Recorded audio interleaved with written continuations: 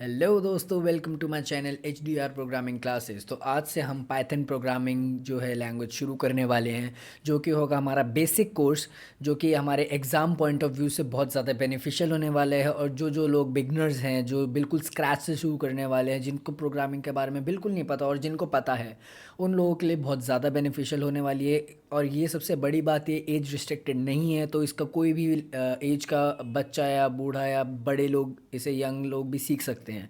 तो let's get started to our Python programming classes.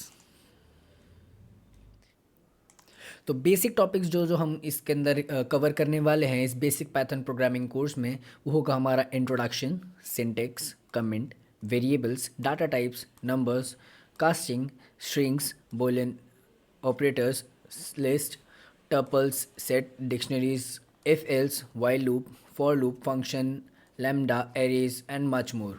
तो हम इसको बहुत ज़्यादा कह सकते हो कि एक एग्ज़ाम पॉइंट ऑफ व्यू से बहुत ज़्यादा बेनिफिट है। और स्क्रैच से अगर हम शुरू कर रहे हैं तो इतनी नॉलेज हमारे को बिगनर टू इंटरमीडिएट तक आने के लिए बहुत ज़्यादा सफिशिएंट है। सफिशिएंट तो नहीं कह सकते, बट हाँ कि एक लेवल पे आप पहुंच जाओगे कि आप इवन खुद की प्रोग्रामिंग कर सकते हो, एक तरीके की यू कैन से प्रोजेक्ट्स, छोटे छोटे प्रोजेक्ट्स भी आप इसके अंदर कवर अप कर सकते हो। So let's get start with the introduction to Python. Python was planned by the Guido van Rossum in 1980। तो इस बंदे ने प्लान किया था कि भाई मैं एक पाइथन लैंग्वेज लेके आऊँगा जो कि बहुत ज़्यादा इजी होगी पढ़ने में, कोड करने में, और यू कैन से कंपाइल करने में बहुत ज़्यादा फास्ट होगी, बहुत ज़्यादा यू कैन से फ्लेक्सिबल होगी। तो उसने बंदे ने उस टाइम पे 1980 में प्लान किया था। एंड उसने एक फ़र्स्ट वर्जन ऑफ पाइथन निकाला इन 1991, और वर्जन था पाइथन 0.9.0। इस टाइम पे जो है करंट वर्जन चल रहा है पाइथन का 3.12 वर्जन। पाइथन का इस टाइम पे करंट वर्जन है पाइथन का। सो आगे पढ़ते हैं हम पाइथन के बारे में। There are no type declaration of variables, parameters, function and method in source code. So you can say कि भाई बाकी लैंग्वेजेस में क्या होता है, हमारे को है ना किसी भी वेरिएबल को वैल्यू असाइन करने के लिए हमें उसे पहले डिक्लेयर करना पड़ता था। For example int A. बहुत सारी लैंग्वेजेस हो गई हमारे, for example Java, C, C plus plus. तो इन सब के अंदर हमें डिक्लेयर करना पड़ता है पहले वेरिएबल को, उसके बाद हम उसे वैल्यू असाइन कर सकते हैं। बट पाइथन में ऐसा नहीं है। पाइथन में क्या है, हमारा सबसे ज़्यादा बेनिफिशियल है कि हमें डायरेक्ट हम कि कोई भी वेरिएबल लिख के उसको वैल्यू असाइन कर सकते हैं। तो हमें उसको डिक्लेयर नहीं करना पड़ता। तो इसकी वजह से जो है बहुत ज़्यादा फ्लेक्सिबल हो जाता है हमारे को यूज़ करना। इसमें हमारे फंक्शंस भी यूज़ नहीं होते क्योंकि सारी चीज़ें इन बिल्ट है। तो इसकी वजह से हमारे को यूज़ करना बहुत आसान है। इसीलिए हम कहते हैं कि Python is a very good language and easy language and flexible you can say. So आपके दिमाग में क्वेश्चन आ रहा होगा कि भाई अगर हम ए इज़ इक्वल टू मतलब कोई भी वेरिएबल लेते हैं, उसके अंदर कोई वैल्यू असाइन नहीं करते तो क्या होगा। तो उस टाइम पे हमारे को रन टाइम एरर मिलेगा। जब हम इसको रन करेंगे तो हमारे को उस टाइम पे रन टाइम एरर मिलेगा, क्योंकि पाइथन जो है किसी भी वेरिएबल को तभी मानेगा अगर उसकी कोई वैल्यू असाइन हो। अगर इसको हम कोई भी वैल्यू असाइन नहीं करते तो उस टाइम पे ये हमारे को रन टाइम एरर दे देगा। So let's get to the another topic.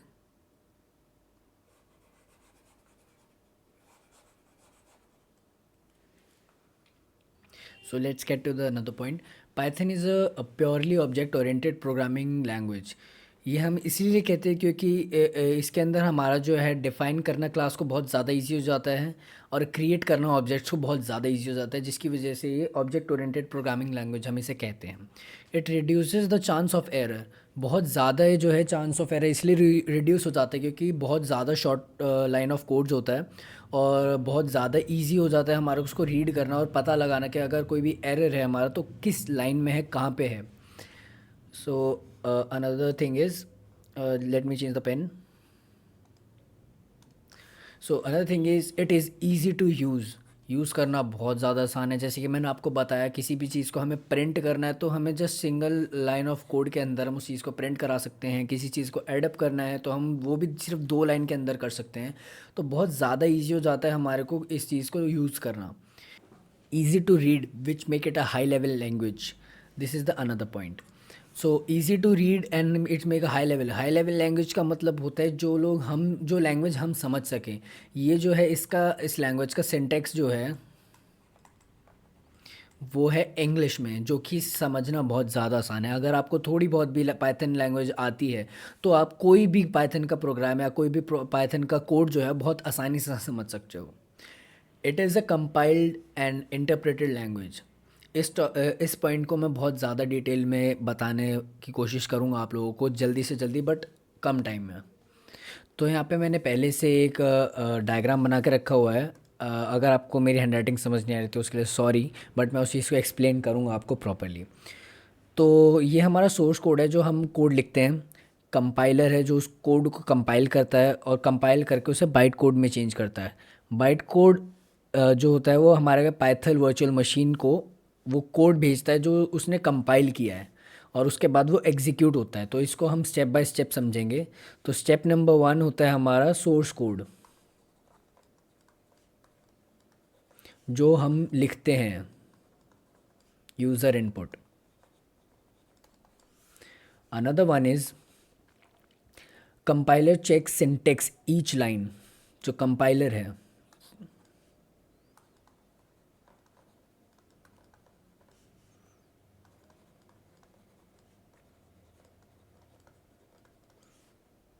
compiler check syntax each line by line.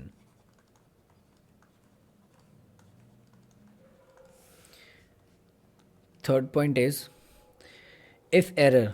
अगर कंपाइल टाइम पे जब वो सिंटेक्स चेक कर रहा होता है अगर उसमें कोई एरर आता है तो वो हमारा एरर होता है सिंटेक्स एरर.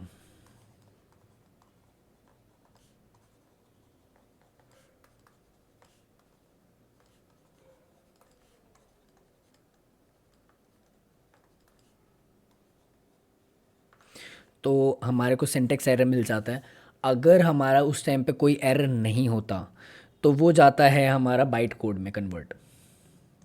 तो जितना भी अगर उसमें होता है तो कंपाइल होके वो बाइट कोड में आ जाता है.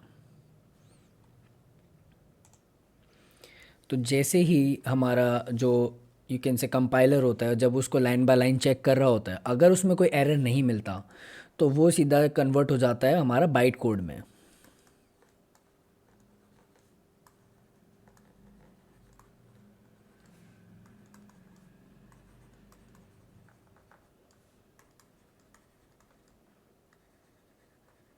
अगर उसमें कोई एरर नहीं है तो वो कन्वर्ट हो जाएगा हमारा बाइट कोड में. सो अनदर पॉइंट इज़ फिर उसके बाद जो बाइट कोड है वो सेंड हो जाता है हमारा पीवीएम के पास. PVM means Python virtual machine के पास. Code is send to the Python virtual machine PVM.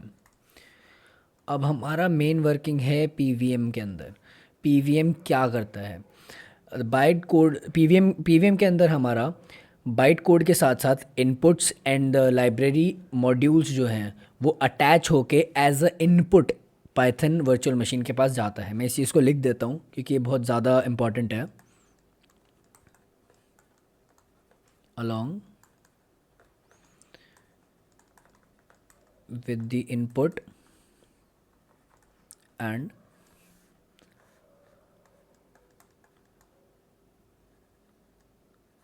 sorry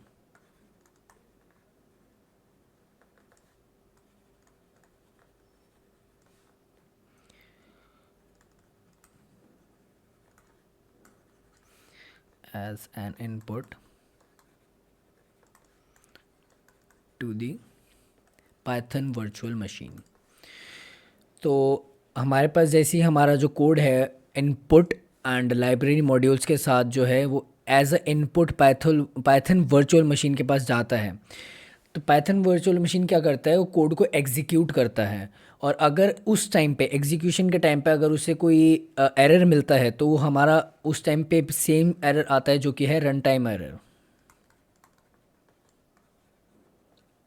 तो अगर एग्जीक्यूशन के से पहले उस टाइम पे जब वो कर रहा होता है उस चीज़ को एग्जीक्यूट करने के लिए प्रोसेस कर रहा होता है अगर हम उस टाइम पे उसे कुछ एरर मिलता है तो वो हो जाता है हमारा रन टाइम एरर. और अगर कोई एरर नहीं होता तो हमारा वो जो कोड है उसका रिज़ल्ट आ जाता है, एग्जीक्यूट हो जाता है वो कोड, उसका रिज़ल्ट फॉर्म हो जाता है आउटपुट के फॉर्म में। तो that's why you we use to say that it is a compiled and interpreted language. So let's get to the another point. Another point is it has a garbage collected feature. Garbage collected feature means the process of automatic deletion of unwanted and unused object to free the memory. तो जैसे कि for example अगर कोई भी चीज़ है जो use नहीं हो रही है, जैसे कोई वेरिएबल है उसका यूज़ नहीं हो रहा है और बाकी उस चीज़ की डिक्लेरेशन है उसके अंदर, तो मेमोरी उसको फ्री कर देता है, उसको ऑटोमेटिकली डिलीट कर देता है, जिसकी वजह से मेमोरी फ्री हो जाती है और कंपाइल टाइम बहुत ज़्यादा कम हो जाता है और कंपाइलिंग बहुत ज़्यादा इजी हो जाती है, बहुत फास्ट हो जाती है. ओपन सोर्स लैंग्वेज और कॉस्ट फ्री है. पाइथन लैंग्वेज आपको ऑनलाइन कहीं भी मिल जाएगी, आपको इसे कहीं भी यूज़ कर सकते हो. बहुत ज़्यादा आसान होता है इस चीज़ को और बहुत ज़्यादा कॉस्ट फ्री है, बिल्कुल फ्री है. So let's get to the uses of Python कि क्या क्या यूजेस है. वेब डेवलपमेंट में काम आता है, सॉफ्टवेयर डेवलपमेंट में, मैथमेटिकल प्रॉब्लम सॉल्व करने में, सिस्टम स्क्रिप्टिंग में आता है, developing hacking tools, database management, program robots and much more. तो इसके बहुत सारे यूजेस है और पता नहीं कितने ही यूजेस होंगे. बहुत ज़्यादा बूमिंग पे है इस टाइम पे Python programming language. So why what Python can do? Python can create web applications, can collect database system. It can also read and modify the files. It is used to handle big data and perform complex mathematical problems. Data mining में, blockchain में use होता है ये, software testing में, game development में और use in machine learning. तो हमारा इसका बहुत ज़्यादा अच्छा, यू कैन से बहुत तगड़ा स्कोप है इस चीज़ का हमारे इस टाइम के एरा में. सो पाइथन का हमारा इंट्रोडक्टरी पार्ट कंप्लीट हो चुका है. तो अब हम नेक्स्ट स्टेप लेंगे जो कि होगा installation of Python in our operating system. तो हम अपने अपने ऑपरेटिंग सिस्टम्स के अंदर जो है पाइथन को इंस्टॉल करेंगे. तो अगर आप विंडो यूज़र हो तो आप माइक्रोसॉफ्ट स्टोर का यूज़ करके विजुअल स्टूडियो जो है उसको डाउनलोड कर सकते हो. वरना आप क्रोम या फिर ब्रेव या जो भी आप चलाते हो उसका प्रेफर कर सकते हो एंड टाइप विजुअल स्टूडियो.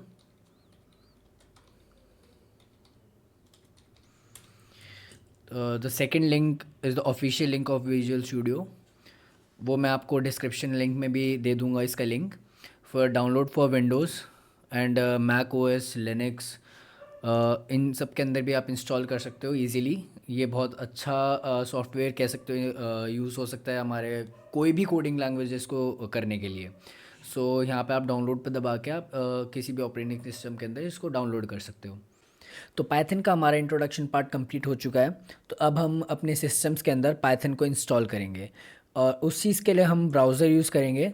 अगर विंडो यूज़र हो तो आप माइक्रोसॉफ्ट स्टोर से विजुअल स्टूडियो भी डाउनलोड कर सकते हो. और ये विजुअल स्टूडियो जो है हर एक ऑपरेटिंग सिस्टम के अंदर यू कैन से डाउनलोड हो सकता है.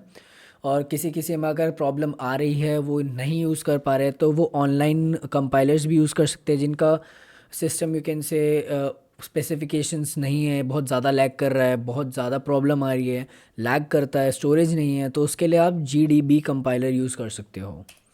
जी डी बी कंपाइलर पे आओगे तो फर्स्ट लिंक पे क्लिक करें तो ऐसा इंटरफेस खुलेगा. देन हेयर इस साइड में सिलेक्ट लैंग्वेज करेंगे पाइथन 3.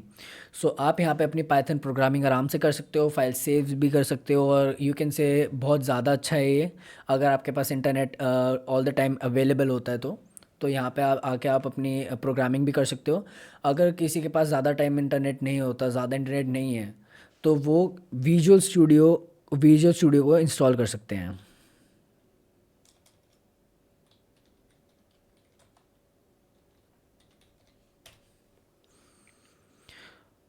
विजुअल स्टूडियो को इंस्टॉल करेंगे, यहाँ से डाउनलोड पे क्लिक करेंगे तो हमारा विजुअल स्टूडियो ओपन हो जाएगा. मेरे पास ऑलरेडी डाउनलोडेड है इसलिए मैं उसे दोबारा डाउनलोड नहीं कर रहा हूँ. तो आफ्टर डाउनलोडिंग हमारा कुछ ऐसा इंटरफेस खुलेगा. देन सर्च बार के सबसे नीचे हमारे पास एक्सटेंशंस होंगे. एक्सटेंशन पे क्लिक करके हमें यहाँ पे पाइथन सर्च करना है. पाइथन पे हम जैसे क्लिक करेंगे तो हमारे पास बहुत सारे एक्सटेंशंस आएंगे पाइथन के. तो हमारे को सबसे फर्स्ट वाला पाइथन एक्सटेंशन जो है इंस्टॉल कर लेना है. जैसे ही वो हमारे पास इंस्टॉल हो जाएगा तो हम आराम से अपने पाइथन प्रोग्रामिंग कर सकते हैं इसके अंदर, विजुअल स्टूडियो के अंदर. सो जैसे ही हमारा एक्सटेंशन इंस्टॉल हो जाएगा उसके बाद हम कॉर्नर में वेलकम पे दोबारा क्लिक करेंगे ओपन फोल्डर्स पे क्लिक करके हम एक न्यू फोल्डर क्रिएट करेंगे पाइथन कोड करके।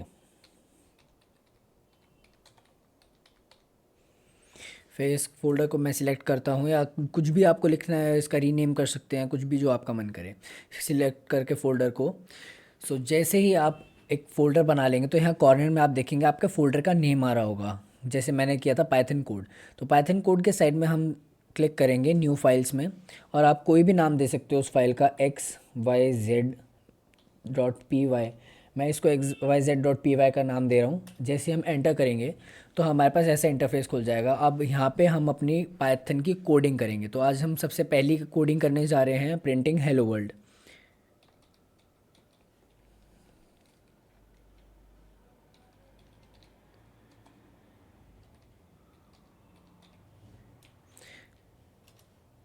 सो हमने अपना कोड कंप्लीट कर दिया है। अब हम इस कोड को रन करने जा रहे हैं। तो आप F5 भी दबा सकते हो, और ऊपर रन का बटन है, आप उसे भी दबा के इसको रन कर सकते हो। सो मैं यहाँ पे F5 दबा रहा हूँ। F5 दबाने के बाद आपका यहाँ पे एक टर्मिनल खुलेगा, जिसके अंदर आपका कोड एग्जीक्यूट होके उसका आउटपुट आएगा आपके पास।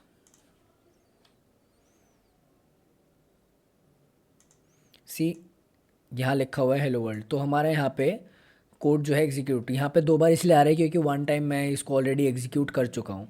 सो this is how we can print hello world और print anything which you want. So this is this much for today from my side. So कल हम लेक्चर में बहुत चीज़ें कवर करेंगे। So bye bye.